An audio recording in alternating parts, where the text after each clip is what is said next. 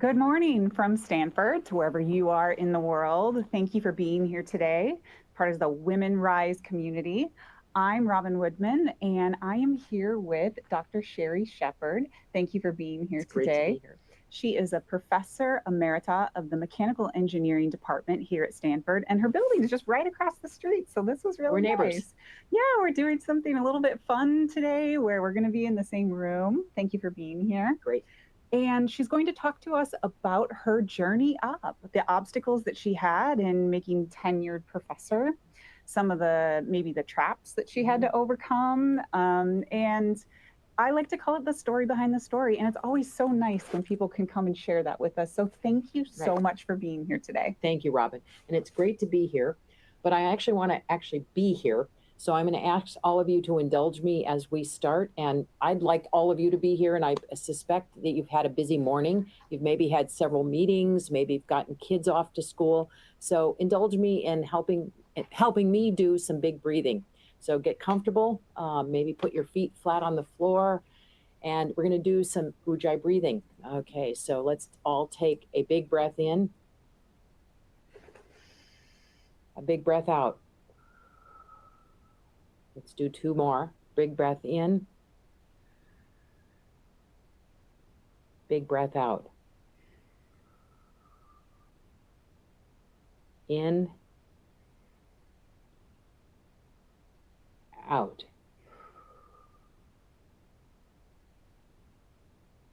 Thank you. Now I feel like I'm here, Robin. Awesome. Thank you.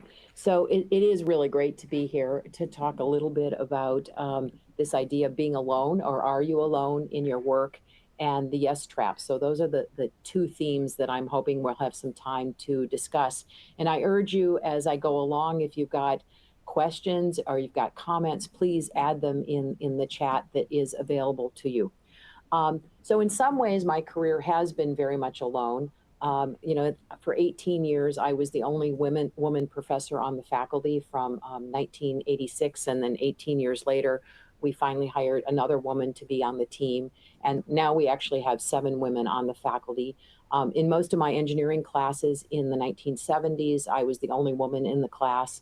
And I never had a female professor in any of my math or engineering courses. And I could focus on that, but I'm not going to, because I'm going to really talk about some strategies of getting through that. I would say when I enter a room, I still, though, look around and scan who's in the room and how many women are at the table, how many people of color are at the table, how many people with disabilities. So that issue of how do we increase diversity and a sense of belonging are still very much part of my personal agenda, but also my professional agenda. So I'm going to talk about, this process of not feeling alone by team building. And so I'd like to introduce you to 3 of the teams that have been particularly important to me along the way. And I hope that as I talk about this idea of a team, that gets you thinking about whose team are you on, or who's on your team in these 3 particular categories. And so first I'd like to introduce you to this team. And you'll see 3 characters here. This is Mrs. Miller, this is Homer Sheppard, and this is Professor Karagian. And they are, I'll call them Team Career. And let me tell you a little bit of the stories of these 3 people. So Mrs. Miller was my violin teacher from the time I was in 7th grade until 12th grade. And from her, I really learned what it is to work hard. What does it mean to take something that at first you're not very good at, and then work and work and work with feedback on getting better at it. And I think that was the first time I recognized that being good at something isn't just a natural act. You're not just born knowing how to do something, but with direction and dedication, you can get good at something. And that was actually a very prideful field, that I was good at something. It also set my sights on maybe being a professional musician as a career. And, what would it be like to play Bach or Beethoven or Brahms, in Carnegie Hall? And I have to say, I was also drawn to the idea of being able to wear elegant gowns and have fancy hairdos, and that could be my career path. So Mrs. Miller was key in many ways in thinking about my career team. The second person is Homer Sheppard, who happens to be my father.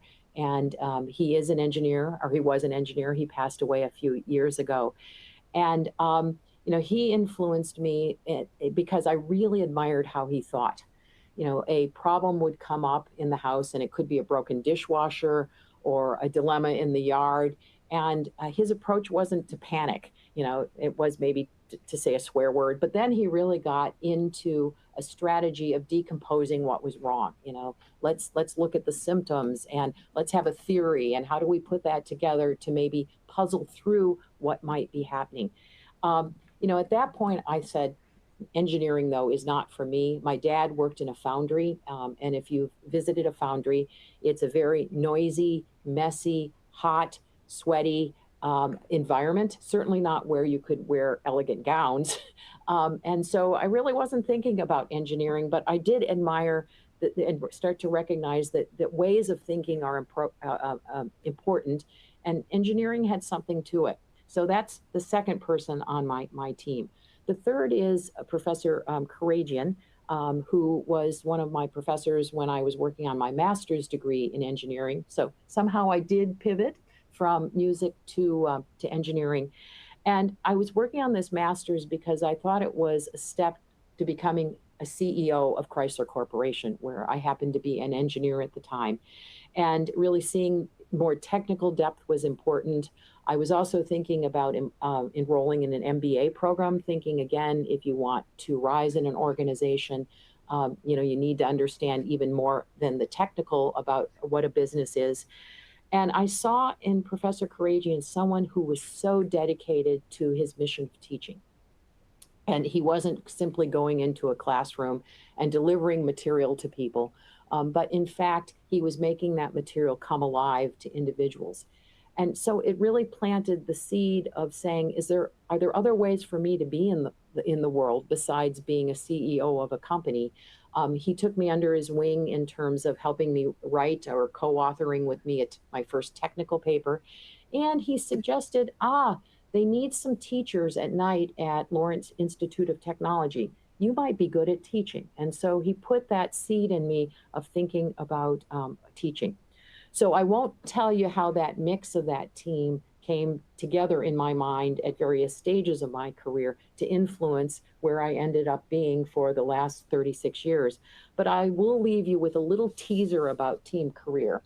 And that's Gertrude. So Gertrude is a member of my life, and I can tell you the story of Gertrude and the role that she's playing, or how I'm playing her in my life now, even though I'm not a professional musician. Okay, so that's the first team. The second team I'd like to talk with you about is, well, and actually, one of the things to leave you with too is you thinking about who is on your career team. And how has that changed over the years, and what has been the influence of those individuals as you think about steps or stages of your career. So my next team is the team You Go Girl. And members of that team are Grandma Joe, Grandma Whitaker, and Simona Frank. And so let me tell you the stories of Grandma Joe, Grandma Whitaker, and Simona Frank. And I would say as a team, they've really illustrated to me there's no one way to have a happy life, and to be a person, a woman who is having influence on the world, and that you don't have to follow set rules because it's not clear what those rules are. So Grandma Joe, didn't follow rules. She stayed up until the wee hours of the morning to be making things. She was forever making things. She didn't like housekeeping. And so I really, as a kid, looked at her house as this amazing museum where you could touch stuff, because most museums you can't. I now realize she probably was a borderline hoarder. And she didn't like to cook. Well, she did, except when she cooked, she would cook large amounts of food so she didn't have to cook but one time a week. She also had a trunk of her car that was filled with picket signs because she was a devoted to union and workers' rights. So I really saw her passion coming out in that way. So she was one of my girl team. The other was my other grandmother, who you could say was in some ways very much a contrast. She didn't like to cook either so much. In fact, often went out to restaurants or we ate deli sandwiches when we visited with her. But she was one of the few medical doctors in the country in the 1920s. So she went the route of medical school and practiced until the 1970s. And so she was really a model of a woman taking a path that wasn't a common path. And in fact, in the little town where she and my grandfather set up their practice in southeast Missouri, many of the citizens of the town thought she was a witch doctor. And so really couldn't believe, in fact, that she was a doctor. And I would hear her talking with her patients, and I really saw kindness and professionalism, and really an incredible professional woman doing her work that was sometimes ignored or pushed back on by the people that she was trying to help. So she's the second member of my You Go Girl team. The third member is my sister Simona Frank, who's 13 years older than I am. And I should tell a little bit about history here. So my sister was going to high school in roughly 1961 is when she graduated. I graduated from high school in 1974. And if you're aware of history, that was a pretty pivotal era in the United States in terms of women's rights and an agenda expanding what women could be doing. Roe v. Wade was in the early 1970s. Title IX, which we've been celebrating, was also in the early 1970s. So my sister was coming of age at a time when there hadn't been these expanded rights and access to things. But that didn't stop her. My sister, in graduating from college, took on a job that no other woman in the country had taken on. She was with a team of 4 other women that became bank examiners for the Federal Deposit Insurance Corporation, which is a branch of our U.S. government. And so I saw in this individual who I love and love dearly, someone who was doing things that were not conventional too, in taking on roles. So that's the Go Girl team that has influenced me. And just as a little bit of history too. So this is an ad that IBM put out, and I'll tell you the year in just a minute. But you see some pink booties and some blue booties, and it says, as things stand, it doesn't take much guess to which one of these will grow up to be an engineer, because by and large, he is encouraged to excel in math and science. She isn't. Whatever the reason for the discrepancy, the cost to society is enormous because it affects women's career choices and limits the contributions they can make. Only 4% of all engineers are women. Only 13.6% of all math and science PhDs are women. And an encouraging but still low 31.3% of all professional computer programmers are women. I have to say, and I'll tell you the year that this came out as an ad, and it was a gift from my dad actually to me. We are up to about 15% of all engineers being women, so the number has risen from that 4%. Unfortunately, the number of women in computer science has fallen from 31%. So that's a declining number. I am happy to report that there is now more social science, and some of the work I do actually is in this field for us understanding why there is this gap and what things need to change about the system in order to encourage more women to become engineers. So this came out in 1985. This ad of IBM saying this is an important area for us to be working in, and it still is. So that's my second team. Okay, so let me introduce you to my third and final team that I'm going to talk about, and that's Team Kindness. And it's made up of Bernie Roth and Ruth Sheppard. You might suspect that she's my mom. She is. And Ed Carrier. So let me tell you what that team has been like. So Bernie Roth is a dear colleague and friend, and has been since my first day of stepping onto the Stanford campus some 36 years ago. And a lesson from Bernie about kindness is kindness really needs to, at first and foremost, be directed inward too. I think sometimes we're awfully hard on ourselves, and not really candid with ourselves. And so that kindness to ourselves is important. And for me, with Bernie, that was, for instance, his inviting me to a yoga class some 20 years ago. And I had not done yoga as a girl from Wisconsin and Michigan. And that's really become a self-kindness that I practice, maybe not every day, but quite a few days of the week, in terms of taking care of myself, both mentally and physically. Another kindness from Bernie is actually being quite candid with myself and learning to be honest about why I'm doing something, why I'm not doing something, and really not, to quote Bernie, not bullshitting myself about my reasons for doing things. And, I learned this through a series of workshops that I attended that Bernie happened to be one of the co-leaders on. I've also learned it time and time again with his book, which I highly recommend. It's called The Achievement Habit: Stop Wishing, Start Doing, and Take Command of Your Life, by Bernie Ross. So kindness starts at home and starts with us as individuals. Just to illustrate just a little bit of Bernie's philosophy. So this is a little card he gave me at some point, and on decision making. And it says, are you happy? And it says, yes, if that's the way you're going. And it says, well, then keep doing what you're doing. And then the other path is, are you happy? No.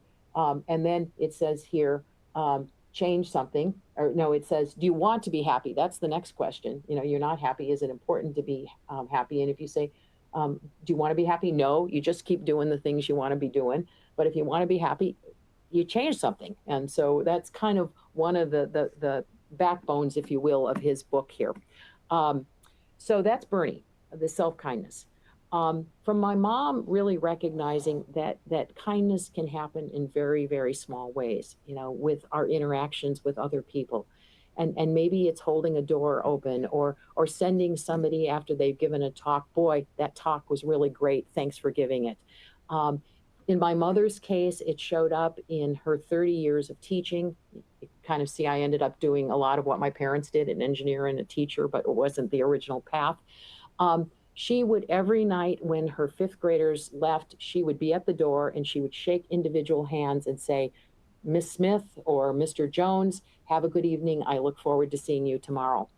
I hadn't realized how important that little kindness was until after she passed away a few years ago. One of her former students, who was probably my age, said that made the difference in him having confidence to survive fifth grade and actually go on and become a doctor.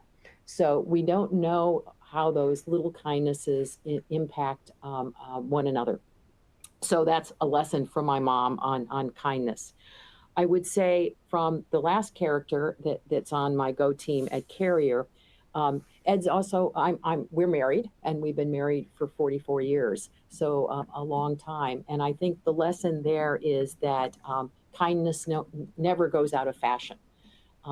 Even with somebody that you've known for a long time and you really can let your hair down, those kindnesses remain important. And whether it's choosing Diet Coke instead of Diet Pepsi because that's what he likes and it is available, or leaving a little a mint on the pillow, and just a lot of little things that are kindnesses that do accumulate. So on that team, I would ask you to think about what kindnesses, and maybe you already received today, what kindnesses have you extended to others, and how does that come into your everyday practice? With the Go Girl team, a question I should have put out there would be, whose Go Girl team are you maybe on? And who's on your Go Girl team? So I should say some caveats with these teams. Some of these characters have actually been on various parts of these teams, so they're not exclusive teams. There are also many, many other people who are on these teams, so that they're not all just three-person teams. Some living, some not living, some much younger than I am, some much older than I am. And I suspect that when you think about what are the teams that are important to you, they may fall into these three categories, but there may be other categories.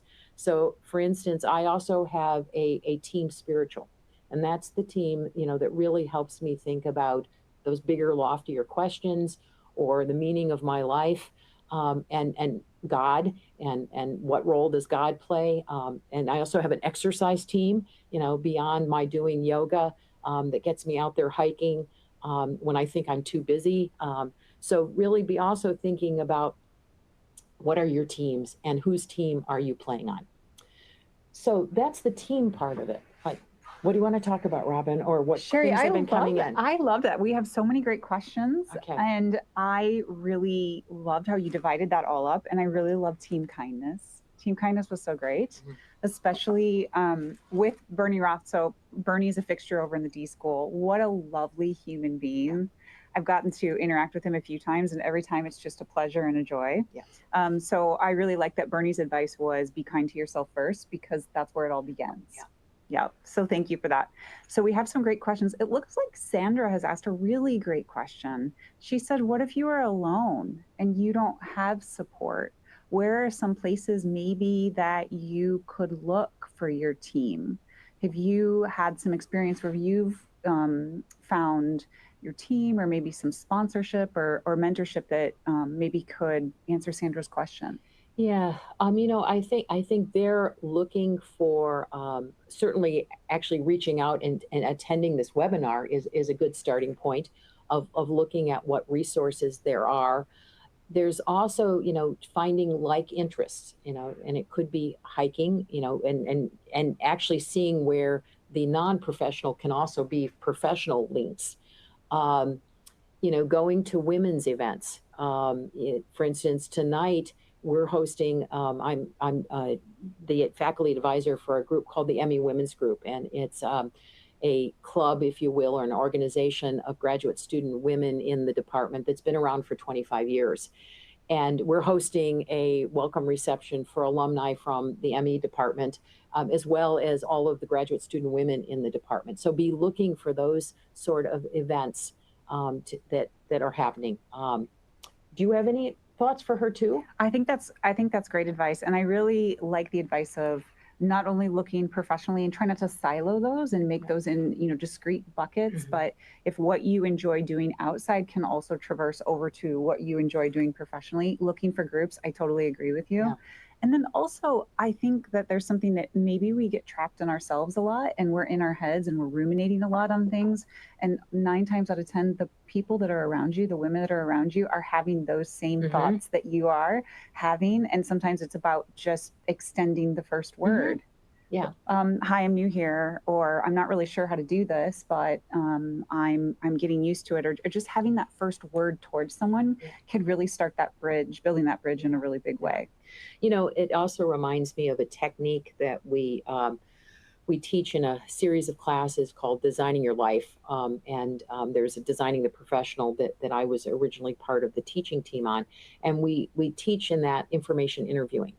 And, the sense of reaching out to someone to say, you don't know me, your life looks interesting. Can I have 15 minutes of your time to talk about you?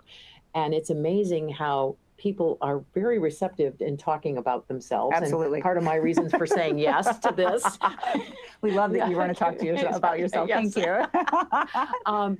And you may get some no's, but people like to feel like they have something to give. Absolutely. And so even for Stanford students, sometimes that's a big step to say, I'm going to email somebody, and will they get back with me, or I'm going to try to call them. Yeah, putting yourself out there in that way. Yeah, I totally agree. I think that's great advice. Yeah. And it builds on what you were saying of going in with this. I've got questions. Yeah. And it's great, and it's okay, and it's not a sign of weakness. In fact, I think it's a sign of courage to be able to say that. That reminds me, the reaching out. I had not been in this role very long of it being an assistant professor. And I had the experience every time I would go into my chair's office, I would come out and go to the bathroom and cry. Oh. And I'm thinking nobody else has this, and this experience. Well, I was at a conference soon after that, and I was going up the elevator with another assistant professor who I admired very much. I knew her. And I said to her, Pam, do you ever cry? And she goes, I do it all the time. And we hugged one another because, whoa, we're not alone. See, it's about having that first word. Yeah. Oh, that's such a great story. Yeah. Thank you so much Yeah. for that. That's so great. Do you, and I love how you were so honest, like you didn't need to beat around the bush. Do you cry? Cry. Yeah. Oh, that's so great. Okay, thank you so much for that. We Yeah. have some great questions coming in. Let's see. Laura wants to know, how do you represent women in the field of engineering without getting exhausted? Yeah. Is it just as subversive for a woman in engineering to just do the work without always having to represent women? Oh, I love this question because um, this particularly annoyed me for the first 18 years as the only woman on the faculty. And I don't know if I was projecting, but I'd be in a meeting, only woman there, and people would ask, well, what do you think, Sheri? And maybe they were being kind, but I often interpreted it like, what's the woman's point of view here? And I'm only one woman with one experience. Yeah. So that was annoying. And it was also, I'd only been here a year or two, and one of my dear colleagues, I think he thought he was being kind, but he asked, what is it like being a woman assistant professor? And I was stumped because I know what it's like being an assistant professor, how being a woman, layers on that, I'm not sure. So yeah, so I think I said, well, I can answer the question about what I'm experiencing as an assistant professor, but I'm not sure it's unique to me being a woman. So this is where actually getting colleagues, whether they be in the sciences or outside, can be really helpful, both in sharing the workload of if you feel compelled, and I certainly have in my career, to be proactive in saying, yes, I'm going to do the work, and I see this other burden and responsibility in figuring out how other women can be at the table and other diversity can be at the table. So actually building a network of other people to say, could you do this, or I'm going to do this, and then even borrowing material, and then also learning sometimes you have to say no, and that gets to our second topic. But you can't do it all, so you have to preserve that kindness to yourself in feeling like, I've given enough for right now. I can't take on another speaking engagement or another op-ed article to write. So that would be, managing it by sometimes saying no too. Which I think is a great thing to do. I think when we email back and forth Yeah. about possibly coming here, I'm always very cognizant of what I'm asking, and understanding that I'm sending one email with one request, but how many are you actually fielding? Yeah. And so it's really important for me to I want to extend the grace of saying it's okay if you can't do it. I totally understand. Yeah. Or here's the ask, and you don't have to put together a slide deck. And Yeah. we really Which just was good. right. Oh yeah. I mean, anything you don't have to put a slide deck for, I'm in. Like, call me up. Call me up. But just having these kinds of conversations and letting people into the background of what's going on, I think is one of the most important things that we can be doing. Yeah. I just think it's so helpful. I've also recognized that I'm not an expert in women's issues. I mean, that's not my field of study. And so this is where, again, connecting with others has been really important. And so, an important colleague for me, for instance, is Londa Schiebinger, who's over in the history department. And she looks at design from the perspective of who's included and who's not included, and how to develop new guidelines to be more inclusive in thinking about design. And her website is called Gendered Innovations. So, I will pull Londa into my conversation of like, I've been asked to do this, maybe it's better that you do it, or do you have some material that's fresh and new that I can pull in? Yeah. Another really important colleague of mine has been Carol Muller, who really knows the literature on women and engineering and STEM fields, and so relying on Carol if I need to, what are some of the most recent writings that have been happening. Right. And that sounds like team collaboration. Yeah. Yes, you're right. So we need another team. It's always good to have those collaborators, and Yeah. I think it's an important distinction to make. Just because you are a woman, or we are women, it doesn't mean we're going to speak to everything. Yeah. It just means we can speak to what your story is or what my story is, Yeah. and that's pretty much. And I think having that caveat is is a great distinction to make. It looks like we had a great comment here from Kavya. Thank you for sharing your various names for your support groups. That makes it easy to comprehend and realize that we may be overlooking our cheering squad and thinking we don't have one. I agree. I mean, it's great. It can come from anywhere, and we need to recognize it and acknowledge it and let it motivate us and carry us through our moments of doubts. I just love that concept. Thank you. And she's going to be sharing it with her daughter as she's starting her career as a young student, which is exactly why we have these sessions. You know, the other thing I realized in making up this prompt for here, this is going to become a poster on my in my office, you know, both so that my students see that, you know, it's not just me, there's other people being represented here. And as a reminder for me, because, you know, sometimes I have dark days too, and kind of, oh, there's a team. Oh yeah. Oh yeah. Who is available on the team today? Yeah. Absolutely. Absolutely.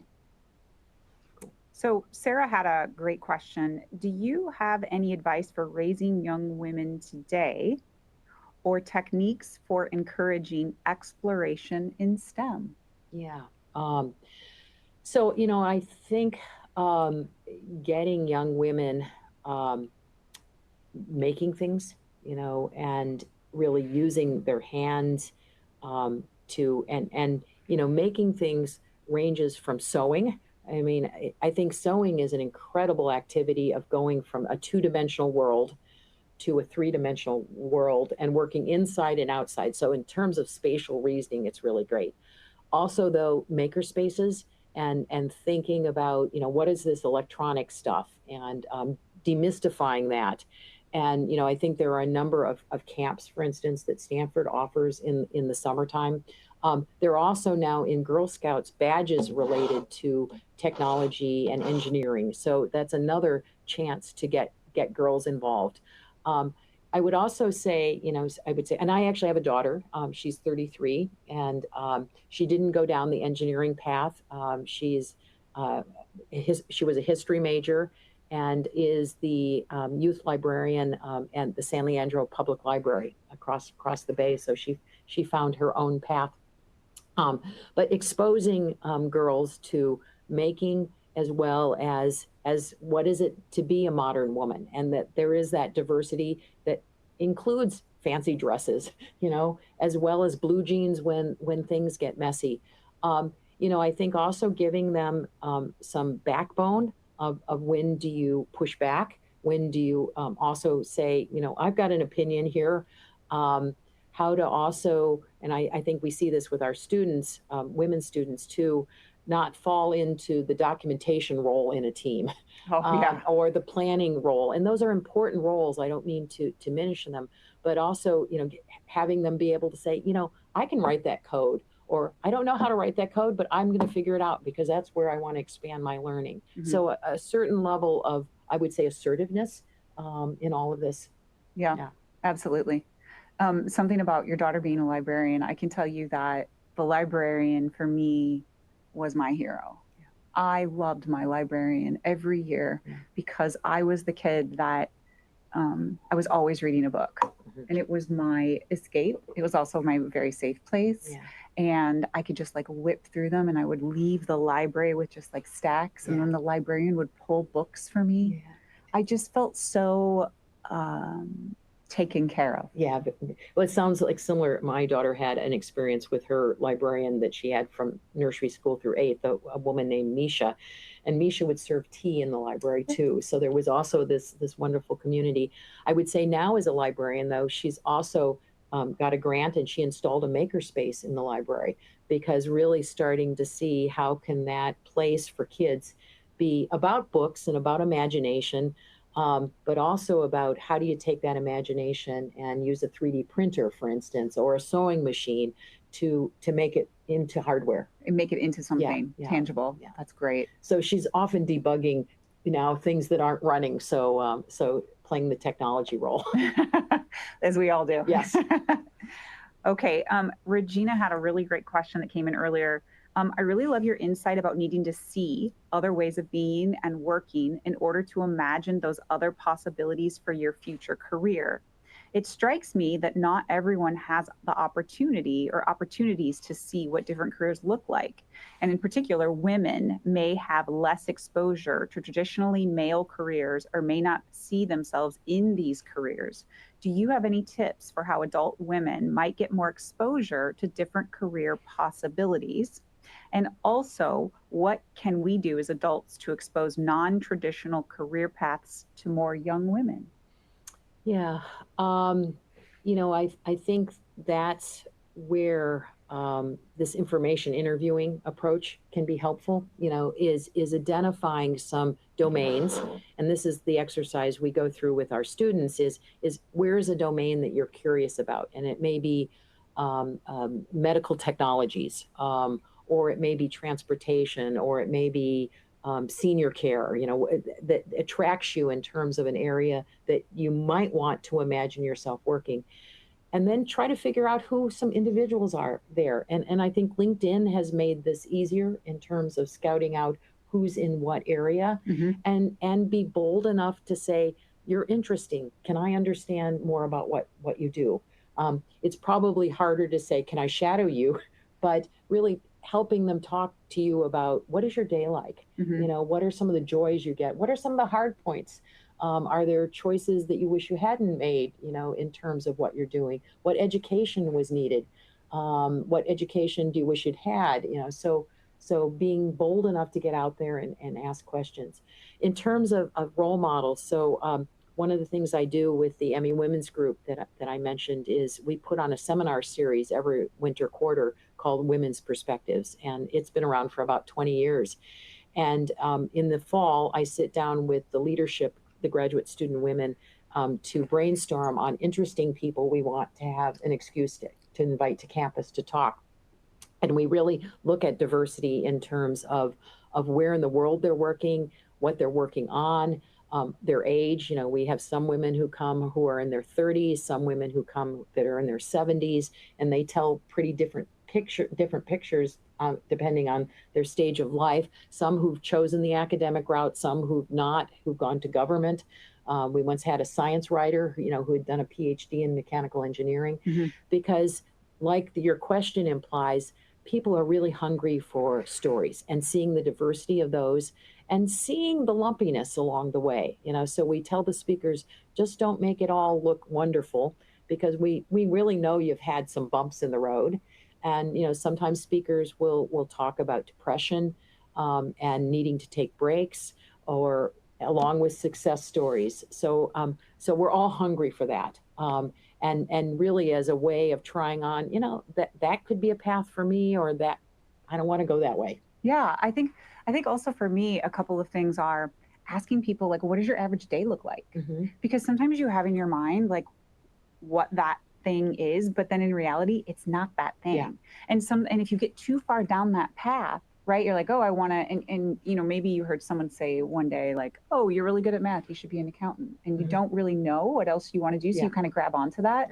But then you meet an accountant, and if you could meet an accountant and say, what does your average day look like, maybe that's not at all what you want to be doing. And the physics teacher might have said to that student, you're good in math, do engineering. Oh yeah. 100%. And if you don't have a solid sense of yourself, you find yourself going towards that path of something that really isn't meant for you. So I think it's just being curious about what comes natural to you, identifying like what you like to do in a day.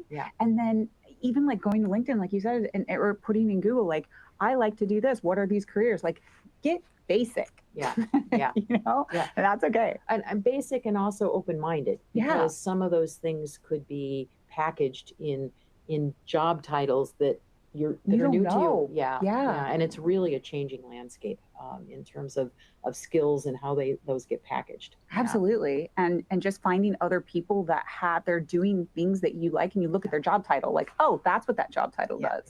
I mean, the question also brings up this interesting possibility. So, I mean, with students, whether they be undergraduate or graduate students, we encourage them to do internships. And those are really trial jobs of what is it like to be an engineer at Boeing or at a startup, or go to a venture capital firm, and they can try them on for 3 months or 6 months, and then come back and kind of reflect, and how does that affect their courses and where else they might want to do internships.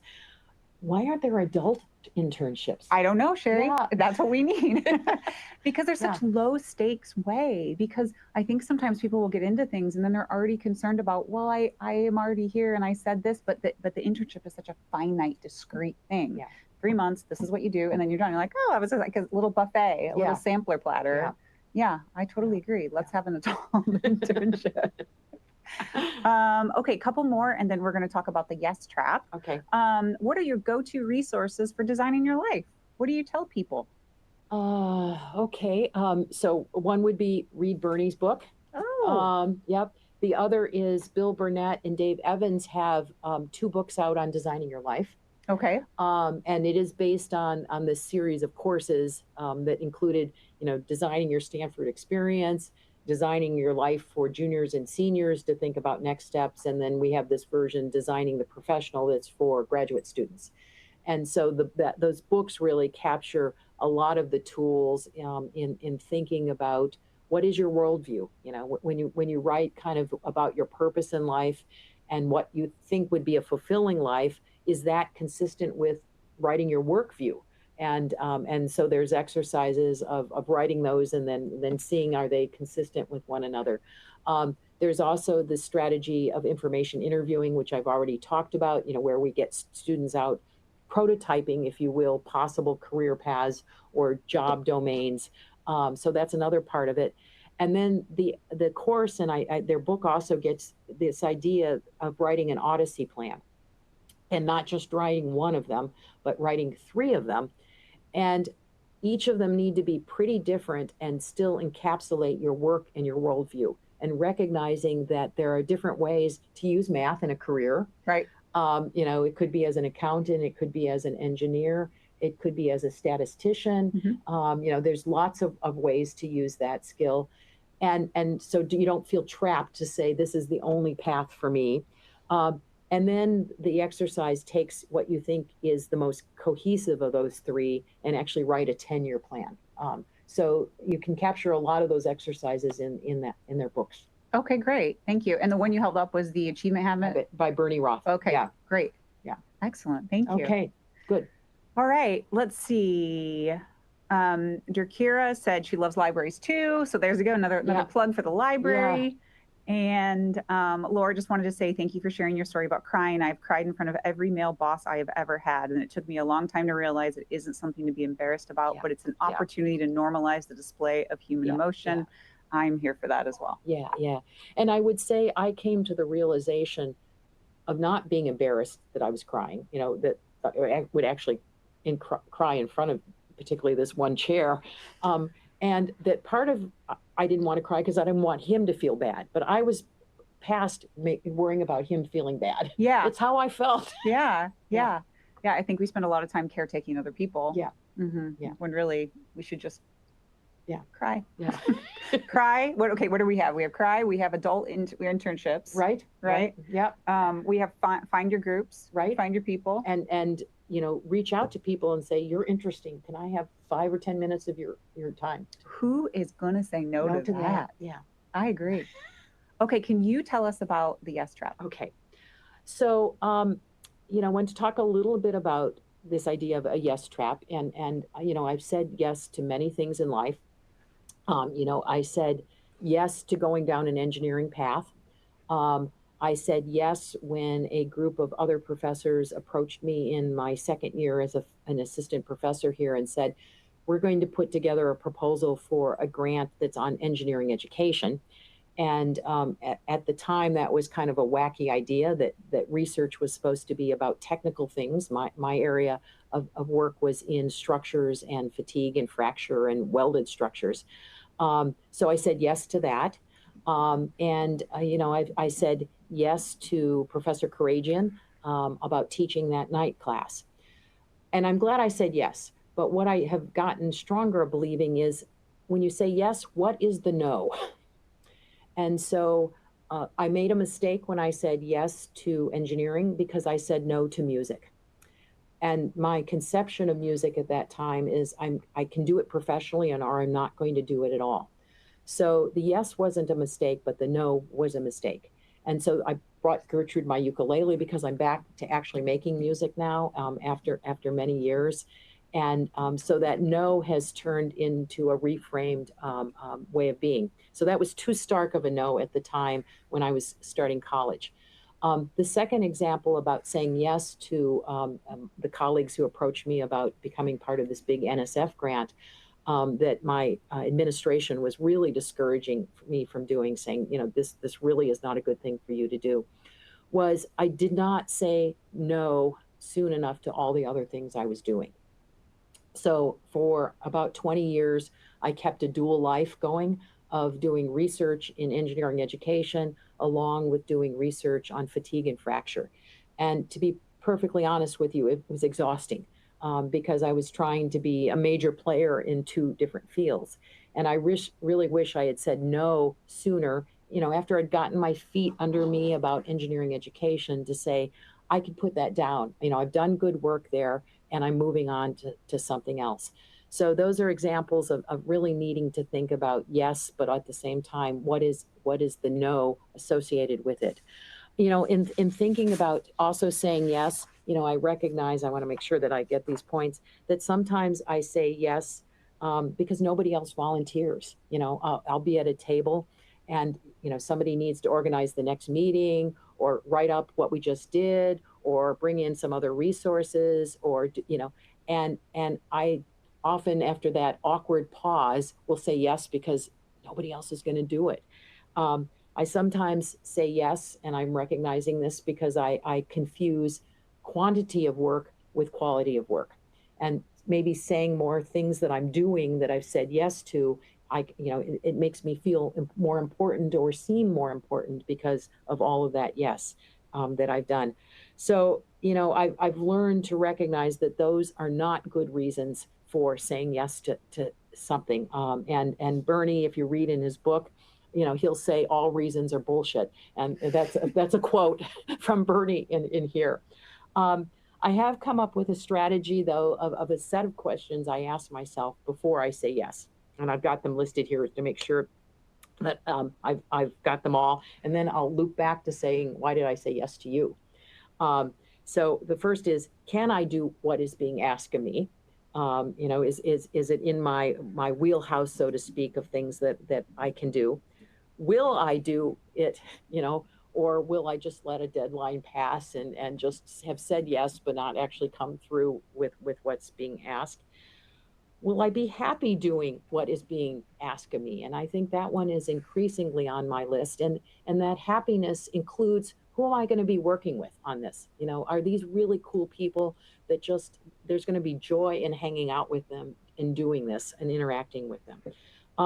And this one has become more and more key. The fourth one is, will I be learning something when I'm doing what is being asked for me? If it's the same old, then there's not going to be a learning opportunity there. And I've realized that I'm a learning addict. That idea of being in a field where I don't know all of it, and that messiness of learning is important for me in terms of a source of energy. Fifth question, will somebody else benefit from my saying yes? So really thinking about a larger community, graduate students I've had, undergraduates I've had, colleagues, and if I say yes to this, is it going to help somebody else's career or pathway? Would somebody else benefit from my saying no? And so recognizing that maybe that talk that I've been asked to give, I could do it, I could learn, but actually a junior colleague might benefit more career-wise by my saying no and my recommending them as a good person to take it on. And then seventh, and this is probably the hardest one for me that I still struggle with, what will I put down if I pick this up? So recognizing, getting out by on 5 hours of sleep is not a reasonable thing to do in life by just continuing to pile more and more on. So going back to your asking me to do this, Can I do what is being asked of me? Yeah, I think I can probably talk about myself. Uh, will I do what is being asked for me? Yes, because Matt Harvey was one of the people who suggested it, and I really respect Matt, and I'm going to come through for him. When he asks and I say yes. Will I be happy doing what is being asked of me? Yes. Matt is a fun person to work with, and our first engagements were fun. So I thought, well, yeah, I'm going to be happy. Will I be learning something new? And that one was interesting because I went back and looked at the recordings of the prior two speakers. And I really loved that each in their unique way personalized it, and it didn't have PowerPoint slides. So for me, it was a challenge of how to tell my story in a way that was engaging, that brought in some art. So I was learning a new way of thinking about my story. So that was cool. Will someone else benefit from my saying yes? I hope all of you. And I've benefited again from thinking about how I package or tell my story in a different way. Would someone else benefit from my saying no? I actually thought about this and who else could I recommend, but decided not because it was kind of a short time frame and a lot of people are busy getting the quarter started. And then what will I put down? If I pick this up, I have to admit I didn't put anything down. And I had lots of fun preparing this. So it was good. Oh, thank you. Sure. I love that checklist. And Yeah. thank you so much for Sure. It was nice to see that in action and kind of how you thought about it as you went through it. And now that you have told your story in this way, do you have other opportunities or applications that you can see this applying to? The telling it the story in this way? Yeah. Maybe for the ME group or maybe for the ME, maybe for my my research team, because there's about 10 people in that team, and they're asking questions about what's their pathway. And I think I do recognize some of them look at me, oh, you're the successful professor, you've always been that. And it may open up a conversation with them. Yeah, it was not a linear path at all. Yeah, oh, for sure. And Yeah. I think that a lot of us have that idea in our head that it's going to look like a certain way. And when it doesn't inevitably look like that, then we're comparing our insides with everyone else's outsides. Yeah. And that's where we cry. Yeah. Absolutely. Let's see. A couple of people. What is the book title for Bernie's book? It is The Achievement Habit. Yeah. The Achievement Habit. Bernard Roth. Okay, so I think that we have answered everyone that has come in with a question. If anybody else has anything else, we'll be around here for a couple of more minutes. Okay. Sheri, that was just great on so many levels. I learned a lot. So selfishly, thank you. You're welcome. Thank you so much. And it's always a great highlight part of my day when I can sit and have a conversation with just someone who I admire and I think is so interesting. And for you to come on and tell your story behind the story, I definitely took a lot of nuggets from that. Absolutely. And I saw a lot of overlap too. Yeah. So thank you for that. And I would say, this career path is ever evolving. You acknowledged in my title that I've retired. I'm actually on 50% recall for the next 2 years. Stanford has this program that. What does that mean? I'm struggling with that because struggling with it in 3 ways. It's 50%. What's the number? I usually work 50 to 60 hours. Okay. So is it 50% of that, or is it 50% of a normal 40-hour-a-week job? So that's the first part. The second struggle is when I figure out that number, what to keep in and what to put out, really acknowledging this is an opportunity to say, what would I like to have stickiness here at Stanford after I'm gone? Right. So who are my new partners, or what are partnerships I want to strengthen so that other people are taking things I've started and continuing them?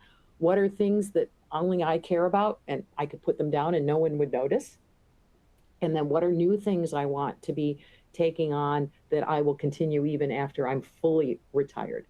So that's kind of the second part of the struggle. And then the third part is I realize I cannot care at 50%.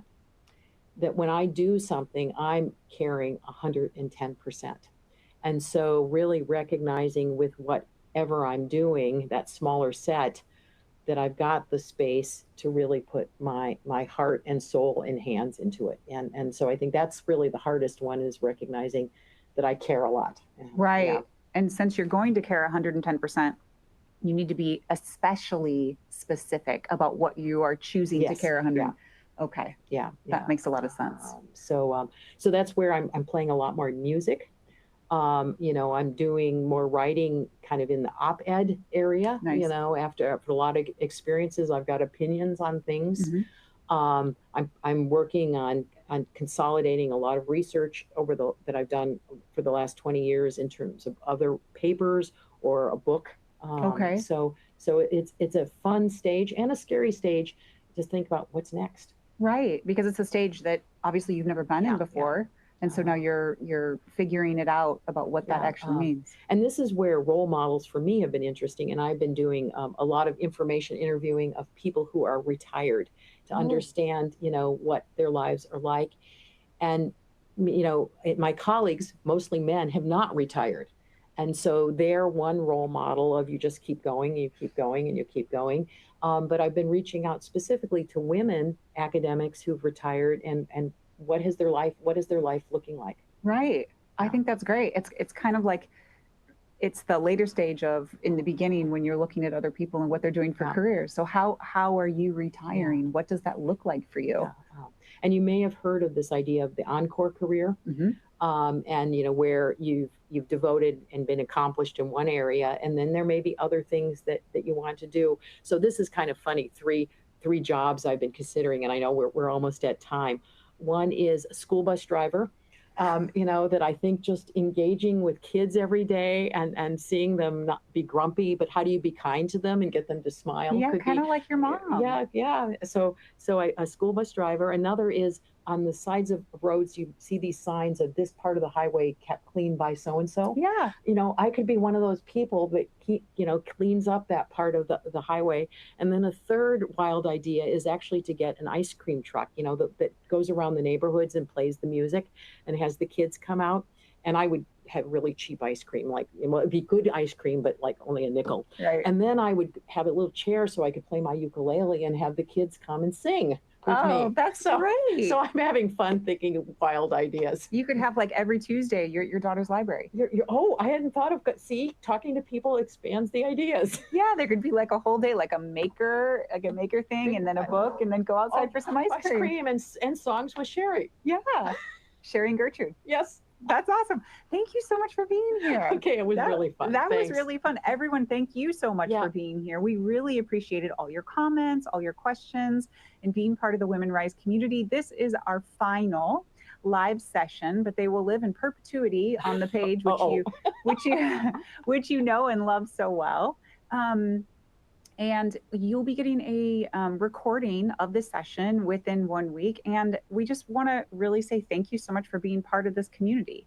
And it's been really great. And thank you again, Sheri, for closing us out. And I would say, remember to keep breathing. Keep breathing. Yes. That's right. That's right. And it's okay to cry. Yes. Okay. Bye, everybody. Bye. Thank you so much.